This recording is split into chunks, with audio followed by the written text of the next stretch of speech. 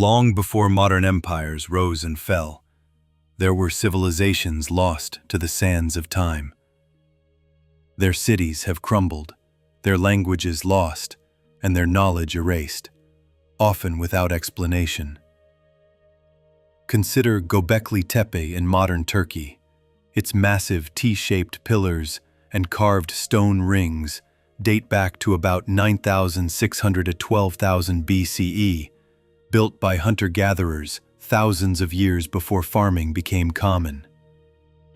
Excavations at Göbekli Tepe have found no evidence of permanent dwellings or agriculture, only wild animal bones and ritual architecture. In effect, a temple complex appears here before true villages even existed. Across the globe, other mysterious cultures sprang up and vanished. In the Indus Valley of South Asia, around 2500 to 1900 BCE, city-states like Harappa and Mohenjo-Daro boasted sophisticated grid plans, brick streets, baths, and sewers, arguably as advanced as ancient Rome's infrastructure. Yet we have never deciphered the Indus script, and no inscriptions name any rulers, leaving this Bronze Age civilization silent to history. In this journey, we will explore 7 such ancient worlds, from Neolithic temples to oceanic islands, that rose in silence and disappeared in mystery. Through their ruins and relics, archaeology and science seek to piece together the stories of people long gone. Chapter 1. Göbekli Tepe, Temple of the Ancients. Long before the Egyptian pyramids pierced the sky, before Stonehenge stood tall against the mists of Britain, before the first wheel was turned in Sumer, there was Göbekli Tepe. Perched on a remote hilltop in southeastern Turkey, Göbekli Tepe is a place that defies historical convention. First uncovered in the mid-1990s by German archaeologist Klaus Schmidt, this ancient complex is now widely considered the oldest known monumental structure in the world, dating back to between 9,600 and 8,200 BCE. That's over 11,000 years ago. Long before the invention of writing, long before the birth of cities, and astonishingly, even before the advent of agriculture. This isn't merely old. It reshapes everything we thought we knew about human history. Göbekli Tepe, meaning Potbelly Hill, lies in the arid landscape near the modern city of Şanlıurfa. From a distance, it appeared for centuries to be just another mound. But buried beneath the soil were rings of massive, T-shaped limestone pillars, arranged in circular enclosures, some standing over 5 meters tall and weighing more than 10 tons. Each pillar was carefully carved with intricate bas-reliefs of animals: lions, snakes, scorpions, birds, wild boar, and foxes. Some even feature abstract humanoid shapes with folded hands, suggesting they may represent deities or ancestors. These carvings were not merely decorative. They held symbolic or spiritual importance. Yet, no one knows exactly what they meant. The builders of Göbekli Tepe left behind no writing, no tools, no signs of permanent dwellings. They were, as far as archaeology tells us, still hunter-gatherers. This is where Göbekli Tepe becomes truly mysterious. For centuries, archaeologists believed that religion and monumental architecture only developed after humans settled into farming communities. But Göbekli Tepe turns that idea upside down.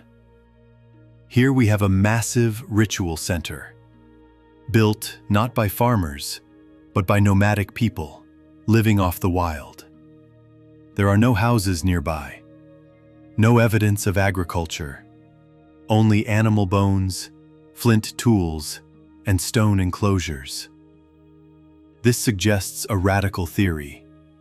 religion came first. That spiritual or ceremonial gatherings may have inspired people to organize, to cooperate, and eventually, to settle. Could the very act of building Göbekli Tepe have been the spark that led to agriculture itself? The site is made up of dozens of stone circles, though only a handful have been excavated. Each enclosure consists of a ring of T-shaped pillars surrounding two taller central pillars, likely representing spiritual or divine figures. How these massive stones were quarried, transported, and erected without metal tools or wheels remains a subject of intense debate. One theory suggests teams of hundreds worked together, dragging the stones on sleds, coordinating labor across seasons. Another posits that they used wooden levers and ropes, evidence of complex problem-solving and early engineering. But what motivated them? There are no signs of warfare, no palaces, no kings. Only the temples, as if spirituality, not power, was their uniting force. Perhaps most puzzling of all, after centuries of use, Göbekli Tepe was buried, deliberately. Its enclosures were filled in with rubble, animal bones, and broken tools. Some chambers were sealed with great care, almost ceremonially, as if preserving a secret from the eyes of future generations. Why? Was it a sacred closure? Did climate change or cultural shifts make it obsolete? Or was the burial a ritual in itself, a symbolic end to a forgotten chapter of human spirituality? By around 8000 BCE, the site was abandoned. Over time, soil and silence swallowed it. Millennia passed. It wasn't until 1994 that the world rediscovered Göbekli Tepe, when Klaus Schmidt realized that the mound held more than just natural rock formations. With painstaking care, his team began to unearth its secrets, though even today, less than 10% of the site has been excavated. What lies beneath the rest of the hill remains unknown. Some believe even larger enclosures wait in the earth below. Sadly, Schmidt passed away in 2014, but his work has forever altered our understanding of prehistory. Göbekli Tepe was designated a UNESCO World Heritage Site in 2018, a testament to its global significance. The mystery surrounding Göbekli Tepe has sparked wild speculation. Some fringe theorists suggest the site was built with the help of lost civilizations, or even extraterrestrials, due to its advanced nature for its time. Others believe it could be linked to myths of a lost golden age, or even the biblical Garden of Eden, since it lies close to the region traditionally considered the cradle of civilization. More grounded archaeologists propose that Göbekli Tepe was a pilgrimage center, a place where nomadic tribes gathered seasonally to perform rituals, celebrate the hunt, and honor the spirits of nature. Whatever the truth may be, it is likely lost to time, carved into stone, buried beneath dust, waiting silently for us to understand. Göbekli Tepe challenges everything. That civilization began with agriculture, that complex religion required cities, that humans were once simple before they were sophisticated. Instead, it offers a humbling insight that long ago, people with no permanent homes, no writing, and no metal tools could still dream of the eternal. They could lift mountains of stone, carve sacred stories in silence, and reach, through ritual, toward the infinite. In the shadow of Göbekli Tepe, we are reminded that our ancient ancestors were not primitives. They were visionaries. Chapter 2: Indus Valley Civilization, Cities of Mystery. In the sun-scorched plains where the Indus River flows westward, the ruins of Mohenjo-Daro and Harappa whisper stories of one of the world's oldest and most enigmatic civilizations. Stretching across what is now Pakistan, India, and Afghanistan, the Indus Valley Civilization, also known as the Harappan Civilization, flourished around 2600 to 1900 BCE. At its height, it was as vast and sophisticated as ancient Egypt and Mesopotamia, yet remains far more mysterious. Imagine standing in Mohenjo-Daro in its prime, wide avenues paved with uniform baked bricks, lined with flat-roofed homes. Each house had its own courtyard, private well, and even a toilet connected to an underground sewage system. Covered drains ran alongside the streets, leading wastewater into soak pits, an engineering achievement unseen again until the Roman Empire. At the heart of Mohenjo-Daro stood the Great Bath, a massive rectangular pool lined with watertight bricks and bitumen. Likely used for ritual purification, this structure is one of the earliest examples of public water architecture. Nearby rose the granary, among the city's largest buildings, suggesting centralized grain storage and a well-organized economy. This civilization didn't grow haphazardly. It was designed. Cities were laid out on precise grids, with standardized bricks in a 4:1 ratio. Weights, measures, and urban layouts followed shared patterns across dozens of settlements.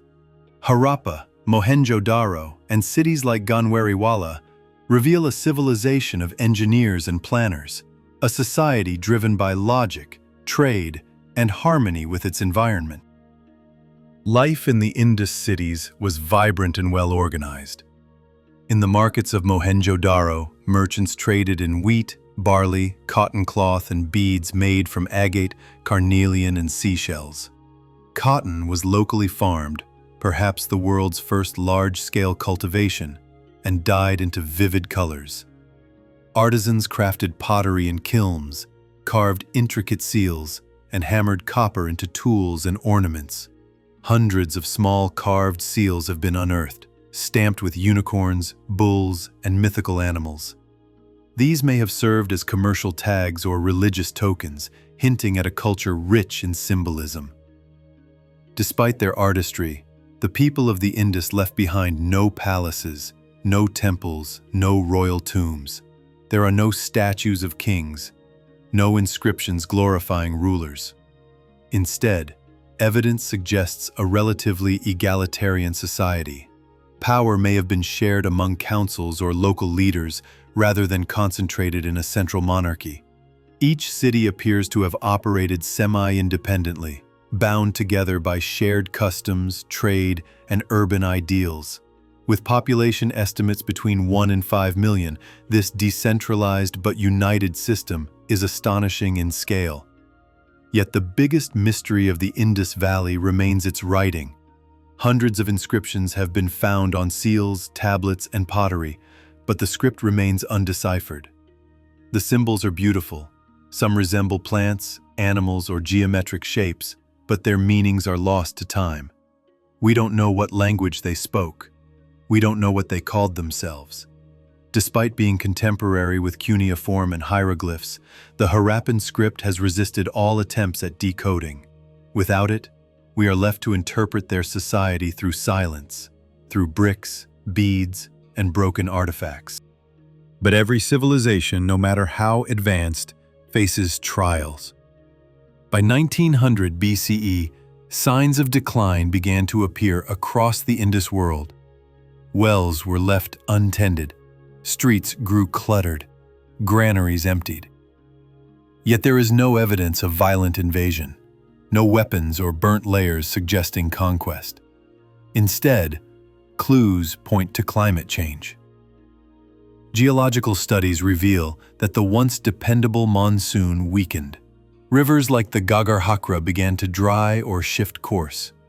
Fields turned to dust. Crops failed. Water, the lifeblood of the Indus cities, became unreliable. Malnutrition and social stress grew. Excavated skeletons from later phases show signs of injury and disease.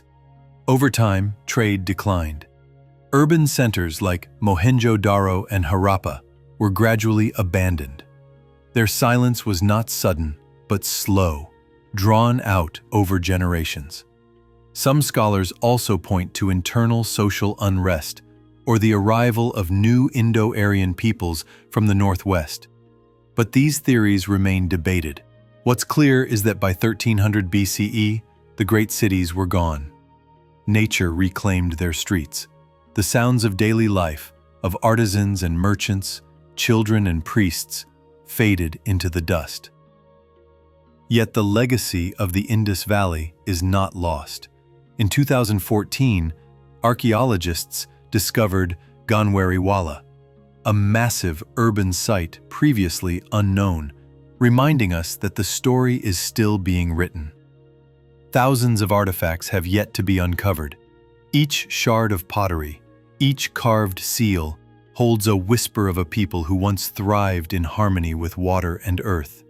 Standing today in the silent ruins of Mohenjo-Daro, one is struck by a haunting beauty. The Great Bath, though dry, echoes with memory. The bricks still fit perfectly together, and though their language is lost, the Indus people left behind a world of order, ingenuity, and grace. Their story remains one of the greatest unsolved mysteries of the ancient world. Chapter 3: The Maya, Vanished Empires of the Jungle.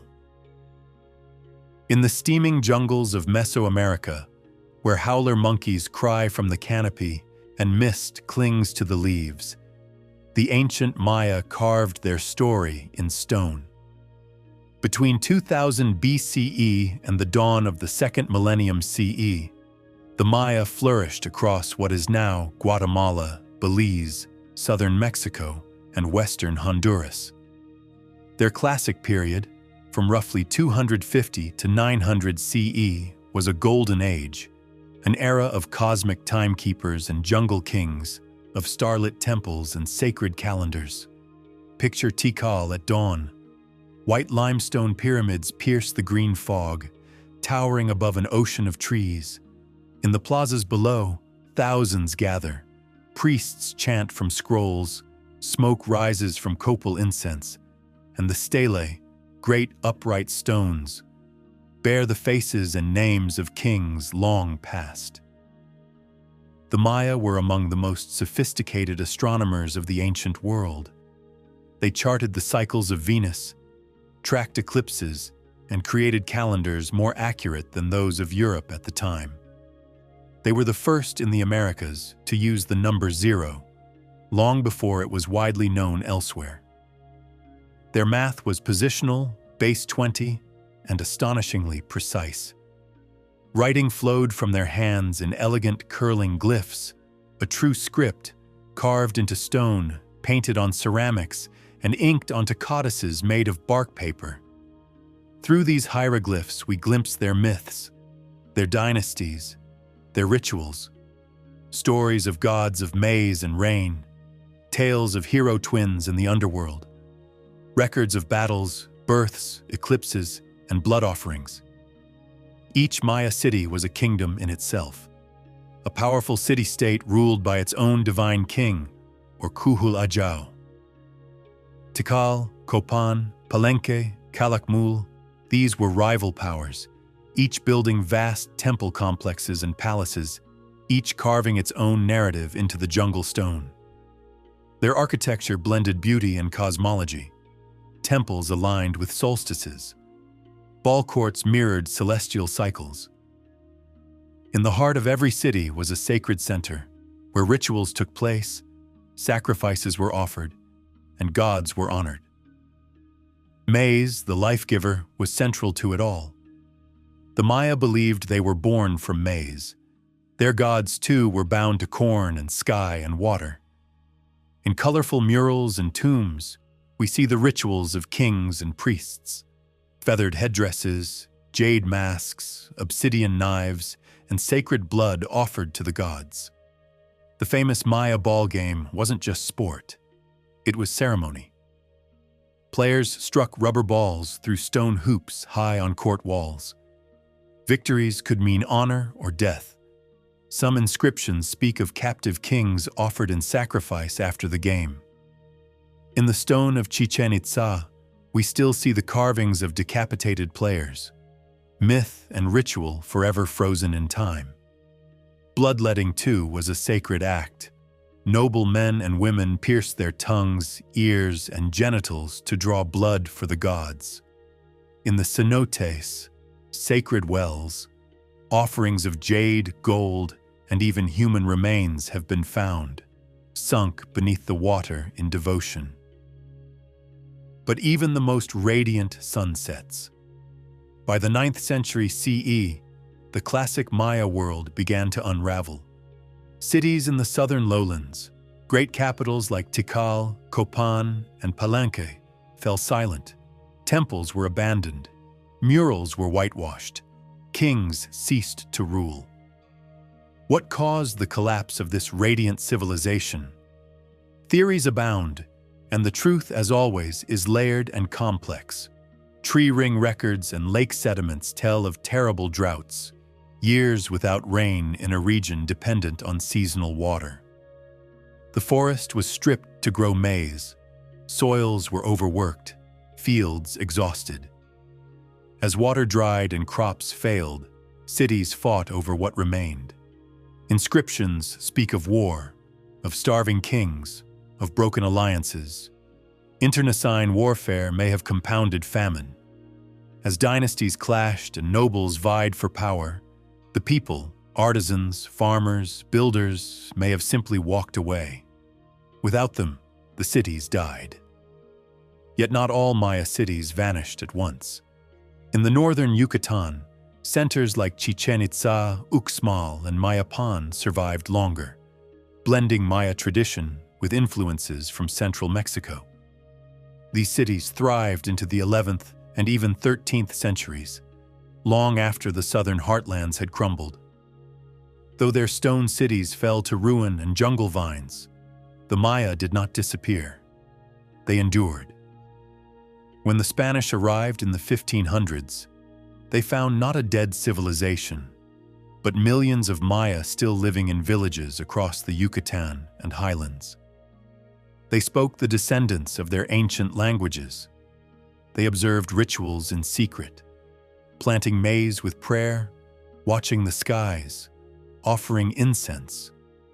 Catholic friars burned the codices and crushed idols, but the old ways never wholly died. Even today, in the forests of Chiapas and the mountains of Guatemala, Maya communities thrive. They keep traditions alive, in weavings, in speech, in sacred corn ceremonies. The ancestors' stories echo in every chant, every planting, every watchful gaze at the stars. Modern archaeology continues to unveil the brilliance of the Maya. From the sky, LiDAR reveals hidden temples buried beneath the canopy, entire cities lost to time. Tombs of ancient kings yield jade masks, carved bones, and glyphs still being deciphered. And as Venus rises again in the night sky, it reminds us of their legacy. The Maya mapped the heavens, carved the jungle, and shaped their world with stone and spirit. Their palaces may be covered in moss, but their descendants still walk among the ruins, planting maize, watching stars, remembering the gods. Chapter 4: The Khmer Empire and Angkor. We turn now to the tropical landscape of Cambodia, where over 1,000 years the Khmer people built a mighty empire centered at Angkor. Imagine the city around 1200 CE, enormous stone temples rising above temple lakes and rice fields as far as the eye can see. Angkor Wat, the world's largest temple, was a pyramid of stone dedicated to Vishnu. It had a moat 190 meters wide, deeper than a 20-story building is tall. Bayon, built later, is famed for its 54 towers, each bearing giant carved faces, thought to be the Bodhisattva Avalokiteshvara, or the king himself. These temples were masterpieces of art. Bas-reliefs cover Angkor Wat's outer walls with battle scenes from the Indian epics and everyday Khmer life. Elephants at war, dancers and harvesters. Water defined Angkor's power. Khmer engineers built an intricate hydraulic network, canals and enormous reservoirs called barays to manage the seasonal monsoon.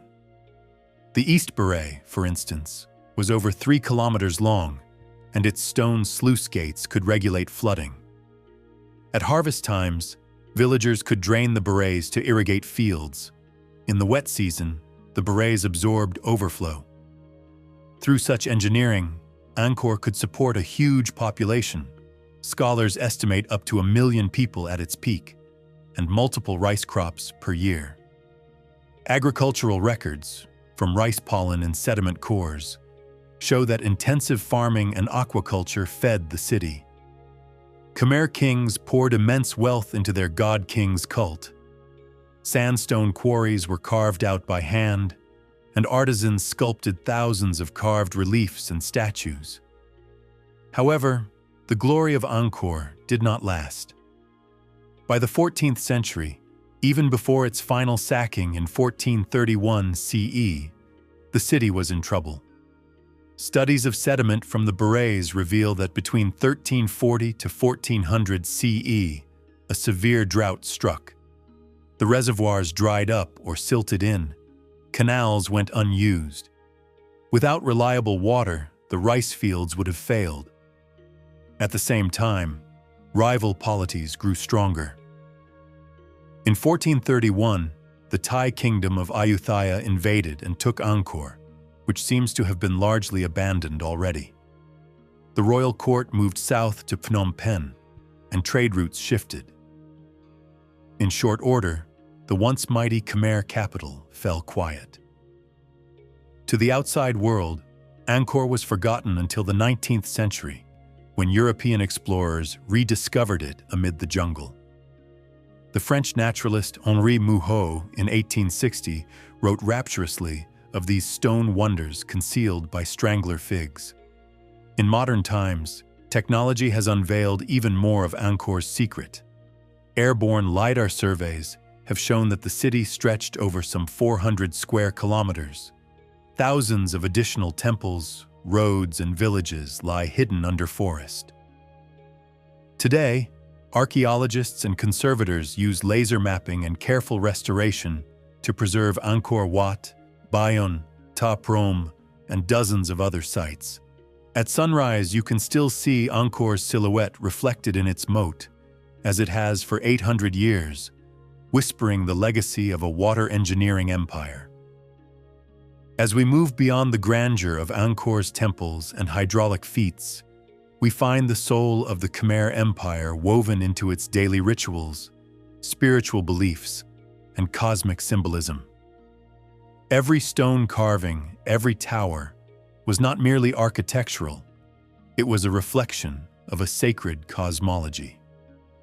At the heart of Angkor Wat, the central tower represents Mount Meru, the mythic mountain at the center of the Hindu universe, while the surrounding walls and moats mirror the cosmic oceans and mountain ranges. For the Khmer, building temples was not just honoring deities, it was recreating the universe itself in stone. Life within Angkor was vibrant. Artisans, monks, scholars, and farmers all played vital roles in maintaining the empire's delicate rhythm. The capital likely bustled with markets, dancers, and ritual ceremonies. The apsaras, celestial dancers etched on temple walls, weren't just decorative.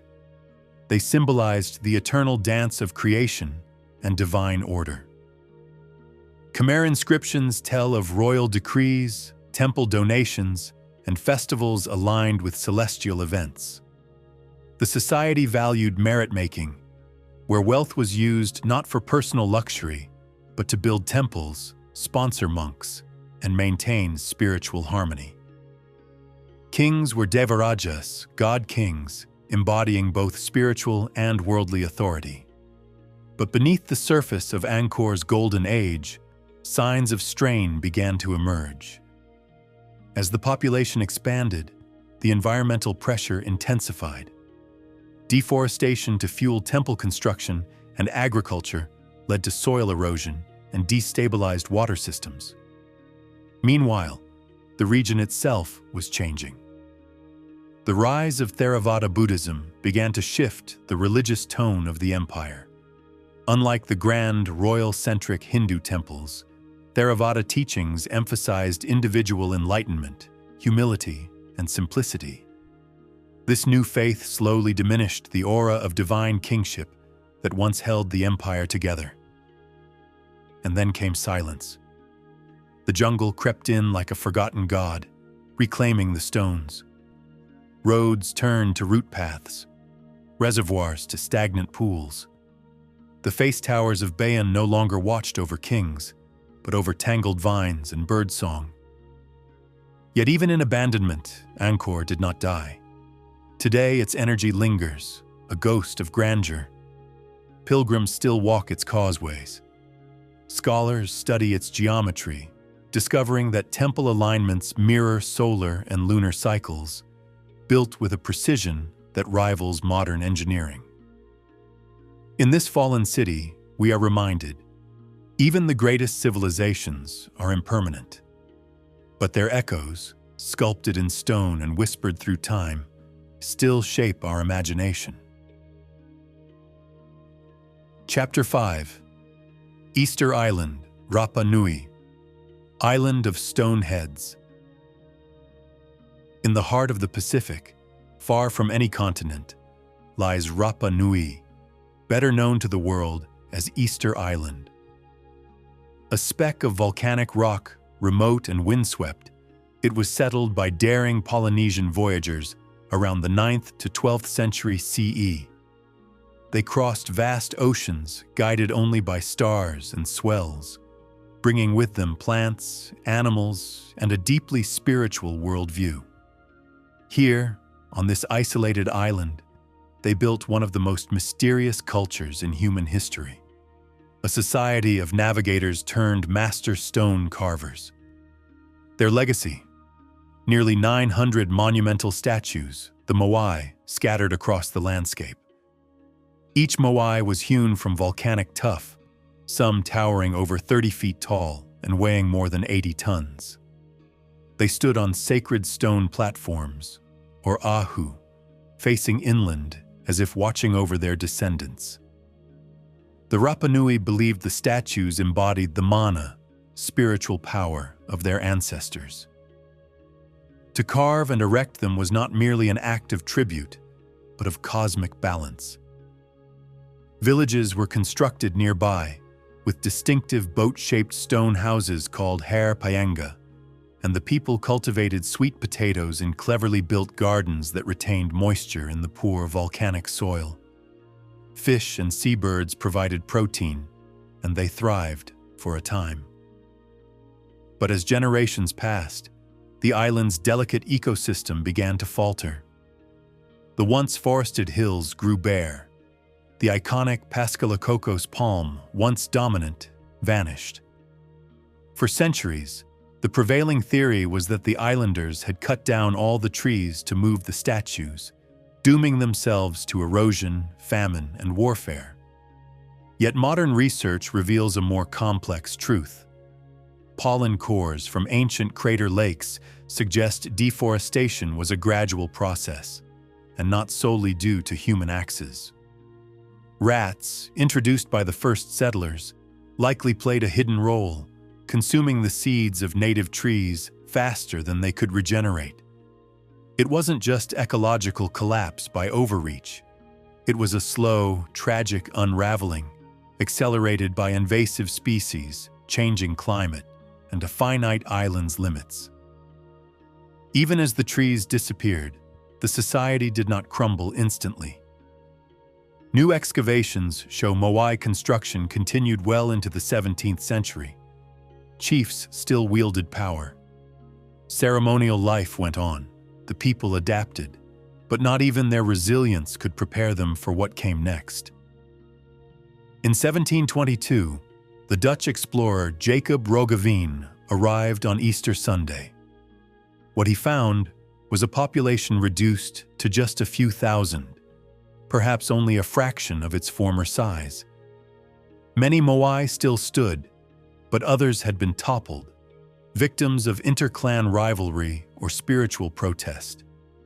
Then came more ships. With them, disease. Slave raiders from Peru captured and exported hundreds of islanders in the 1860s, about half the population at the time. Those who returned brought smallpox and tuberculosis. By 1877, only 111 Rapa Nui remained alive.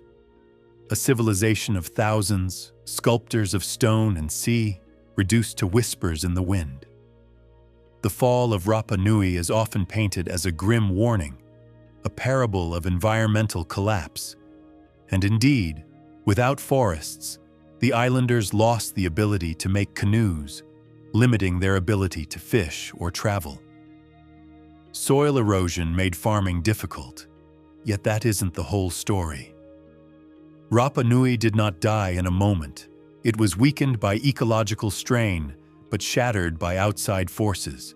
It wasn't just their trees that vanished. It was their freedom, their health, their sovereignty. And yet, even in ruin, they endured. Today, Rapa Nui is home to about 3,000 people. Many descended from those few who survived. The Moai, once fallen, have been raised again by archaeologists and local hands. Polynesian traditions persist in dance, language, and the annual Tapati festival, where the island's ancient spirit comes alive once more. As the Pacific breeze rustles the grass near the Ahu, the Moai stand tall, silent, yet speaking volumes. Their blank eyes gaze inland, not in despair, but in quiet remembrance of ancestors, of loss, of resilience. Perhaps in dreams, one might hear the chant of the last canoe fading on the horizon, or the murmur of forgotten prayers in the breeze. Rapa Nui is no longer lost. Its stones, its people, its memory, all endure. Chapter 6. Çatalhöyük, rooftop village of the Neolithic. Long before the age of pharaohs and ziggurats, long before stone temples pierced the sky, there was Çatalhöyük, a city without streets, a world without kings. Nestled on the Konya Plain in central Anatolia, Çatalhöyük flourished from around 7,500 to 6,000 BCE, making it one of the earliest urban settlements in human history. For nearly 2 millennia, its people built a hive-like maze of mud brick homes, their rooftops forming a continuous carpet over the tell. There were no alleyways or open plazas. Life unfolded atop the roofs.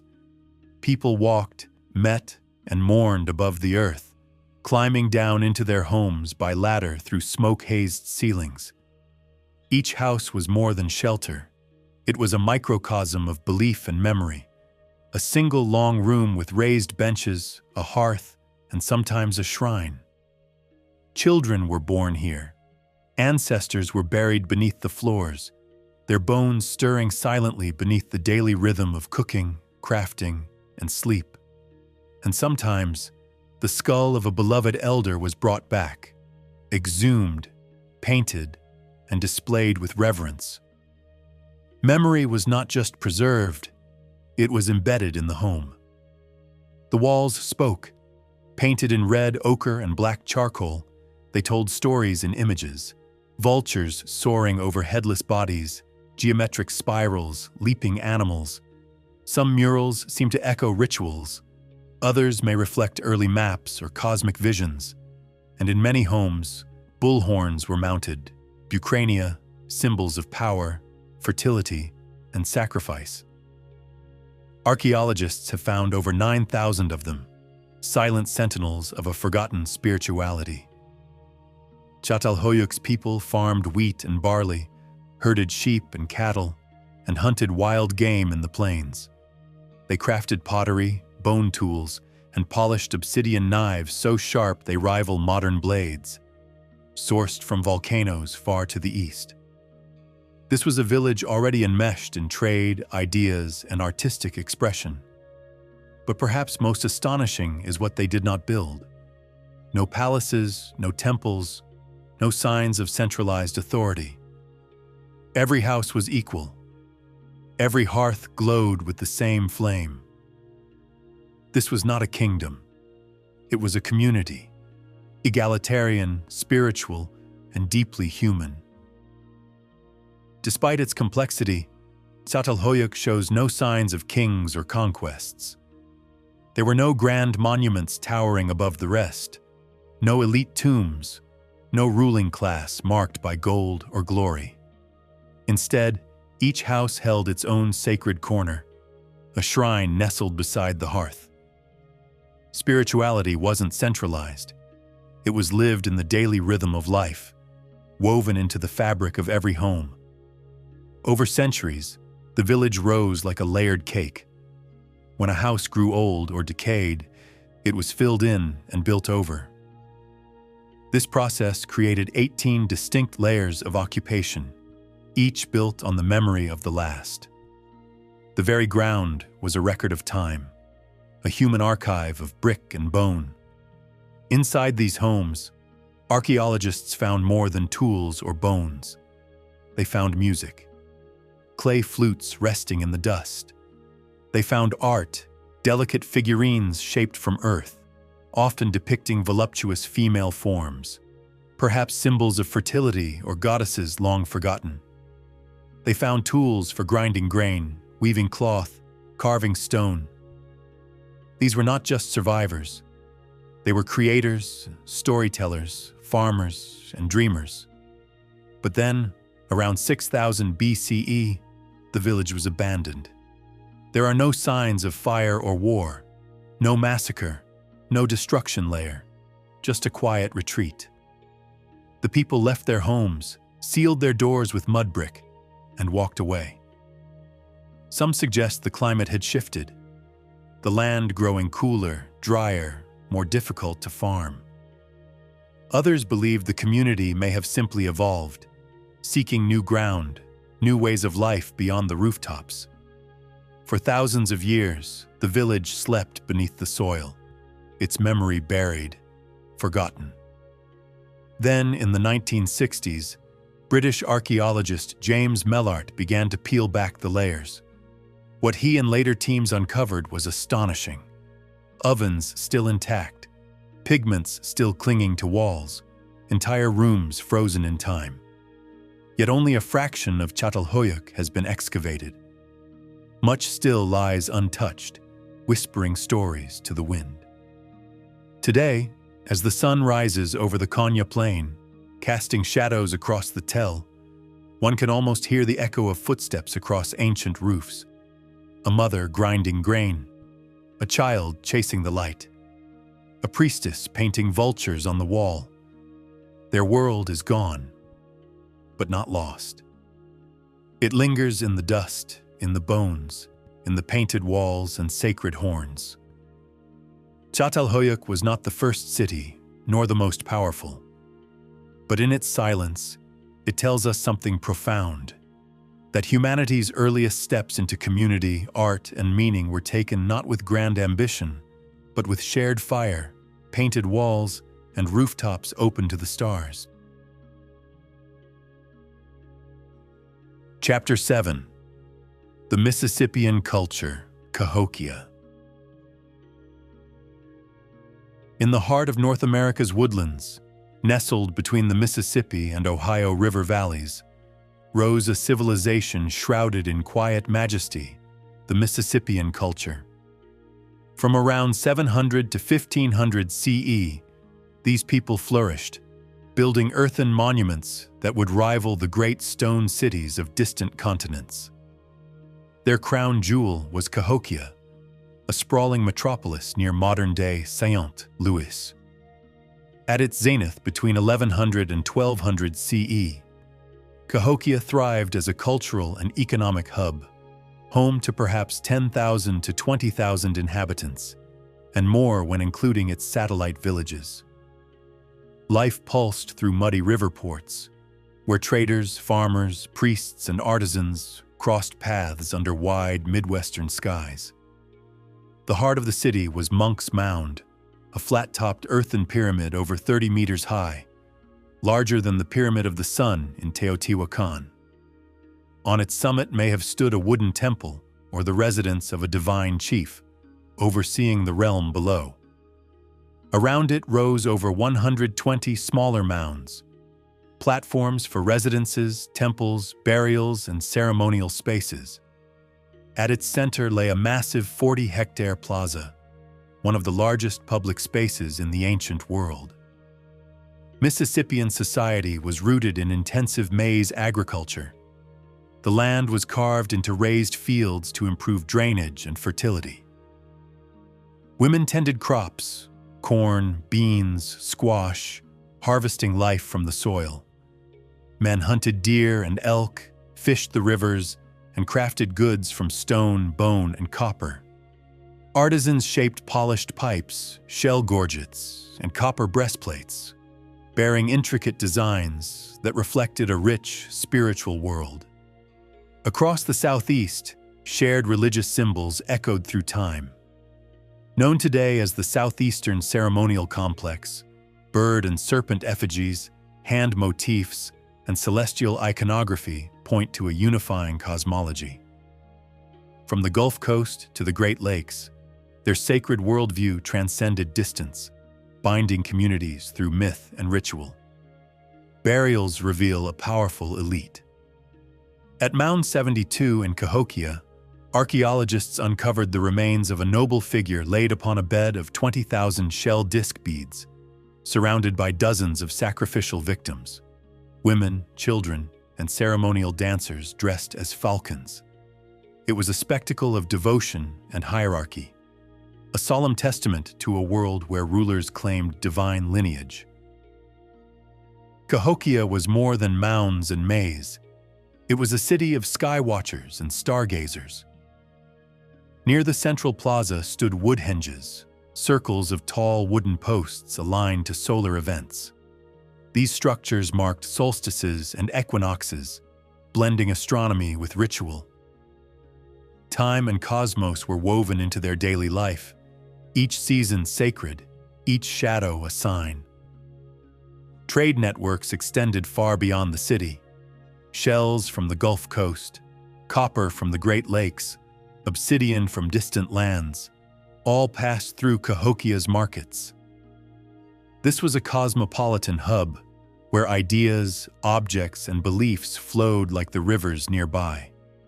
The reach of Cahokia shaped a continent, even as its name faded into the mists of memory. But by the late 13th century, the rhythm changed. Tree ring records speak of drought, long, unforgiving seasons that withered maize and fractured stability. Flood layers suggest deluges from the Mississippi River, swallowing homes and fields. There is evidence of buildings and mounds deliberately burned, perhaps signaling warfare, ritual purification, or rebellion. By 1350 CE, the city was hollowing out. The once bustling plazas grew quiet. Families dispersed into smaller villages, abandoning temples and mounds that once held the heartbeat of a civilization. By the time European explorers arrived in the 1500s, Cahokia was gone, its people scattered, its name unspoken. Today, the Cahokia Mounds State Historic Site preserves this silent legacy. Grassy hills ripple across the landscape like waves frozen in time. Archaeologists still uncover fragments of life: broken pottery, charred wood, beads of shell. Each find whispers stories from a time when a city of earth rose with ambition and belief. Cahokia stands as a profound reminder that North America, too, held civilizations of grandeur, lost not by accident, but by the slow erosion of time, climate, and human complexity. Beneath our feet lie the remnants of a forgotten capital, one that reached toward the heavens with soil, sweat, and spirit.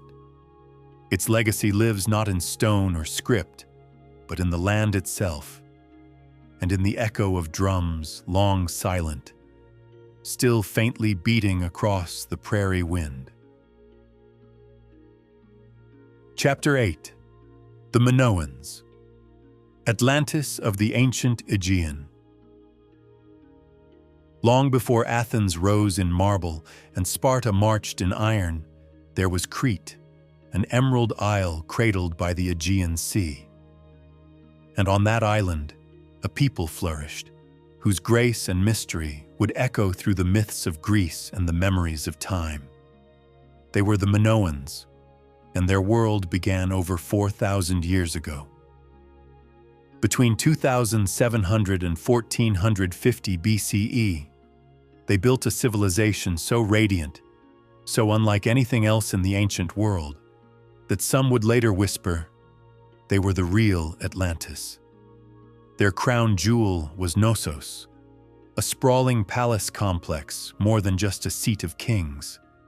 It was a labyrinth of hundreds of rooms, winding corridors, grand staircases, and vibrant frescoes.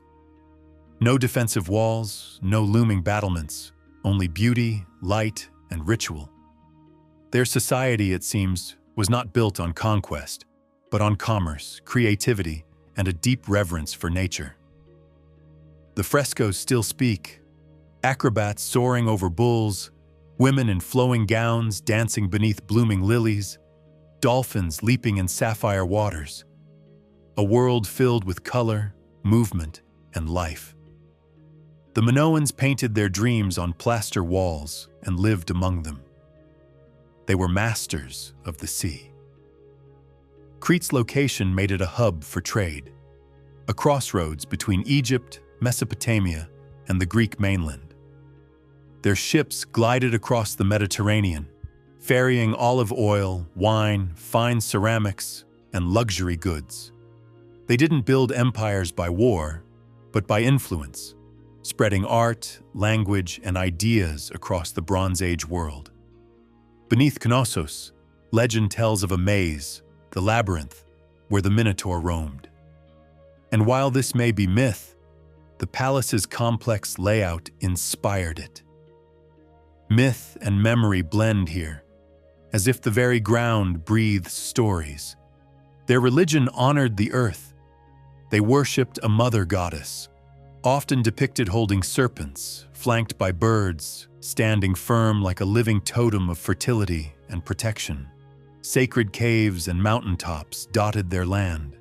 Bulls were symbols of power, and the ceremonial sport of bull leaping suggests a culture not of domination, but of delicate balance with nature's strength.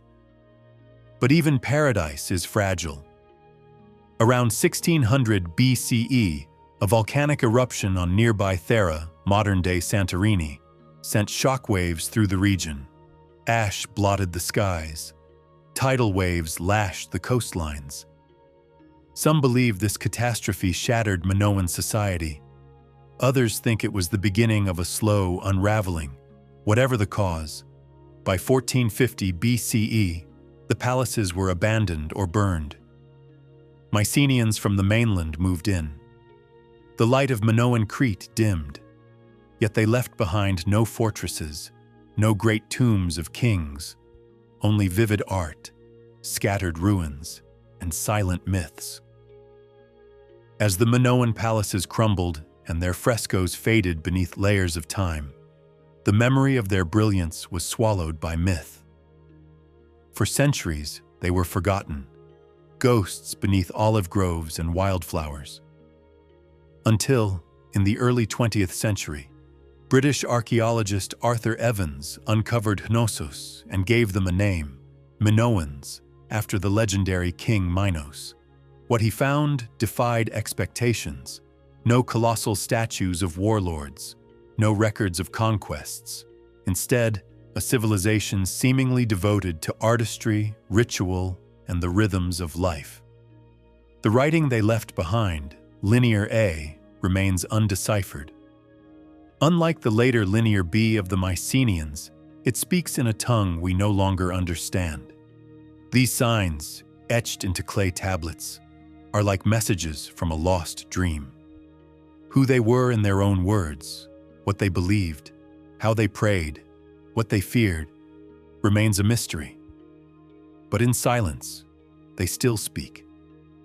The architecture of Knossos, with its light wells, advanced drainage, and multi-story design, hints at a society with refined engineering and a deep concern for harmony. Their open courtyards and religious shrines suggest a culture that celebrated the cycles of nature: sunlight, wind, sea. Women appear prominently in their art, not as background figures, but as priestesses, dancers, and leaders. Could theirs have been a matriarchal society, or at least one where women held real spiritual and social power? If so, it would mark the Minoans as a rare flower in the garden of ancient patriarchies. The echoes of Crete ripple outward.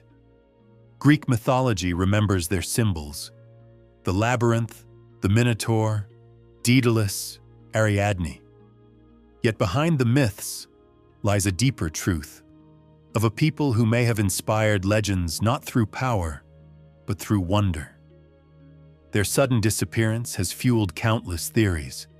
Some blame the eruption of Thera and its tsunamis. Others believe the Mycenaean takeover was less invasion and more assimilation. Perhaps the collapse was internal, a slow decline due to economic strain, environmental change, or political unrest. The truth may be all of these, or none. Like Atlantis, the Minoans slip through our fingers just as we feel we've grasped them. Today, the ruins of Knossos stand exposed to the Cretan sun. Tourists walk where kings once tread, where dancers once leapt, where gods were once adored. The sea still whispers on the shore, as if it remembers. And maybe, just maybe, some echo of the Minoan soul drifts in that wind. A civilization of light, lost not to failure or folly, but to time itself. They are gone, but not forgotten. 8 ancient worlds, each one once teeming with life, ambition, belief. Göbekli Tepe, the Indus Valley, the Maya, the Khmer Empire, Rapa Nui, Çatalhöyük, the Minoans, and the Mississippian culture, all rose in different corners of the earth, speaking in different tongues, guided by different stars.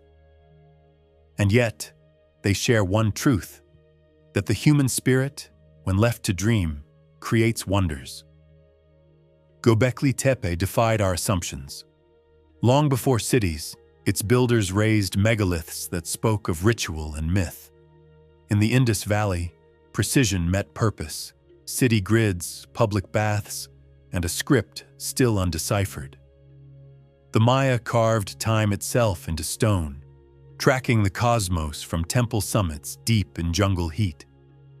The Khmer built water into their civilization: vast reservoirs, floating palaces, and Angkor Wat, where sunrise still bathes sacred towers in gold. Across the ocean, Rapa Nui's sculptors raised moai from volcanic rock, watching silently over the land. Çatalhöyük, one of the first great settlements, was a tapestry of murals, shrines, and rooftop passageways.